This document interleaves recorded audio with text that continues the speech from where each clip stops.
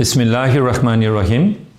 বাহরাইনে বসবাসরত প্রবাসী ভাই ও বোনেরা, আসসালামু আলাইকুম। আপনারা ইতিমধ্যেই বর্তমান পরিস্থিতি সম্পর্কে অবগত।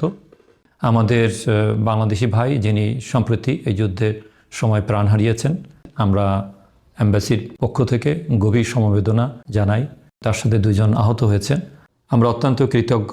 বাহরাইনের মহামহিম রাজা হামাদ বিন ইসা আল খলিফা বাংলাদেশি নাগরিকের মৃত্যুতে গভীর শোক প্রকাশ করেছেন এবং তিনি যারা অসুস্থ তাদের চিকিৎসার জন্য যথাযথ নির্দেশনা দান করেছেন।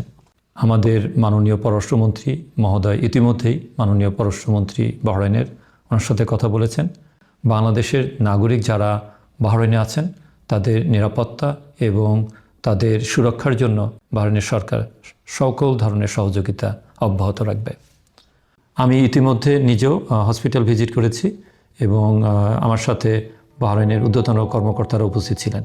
আমি চিকিৎসকদের সাথেও কথা বলেছি এবং তারা আমাদেরকে আশ্বস্ত করেছেন সার্বিক চিকিৎসা দেওয়ার জন্য, যাতে তারা অতি দ্রুত সুস্থ হতে পারেন।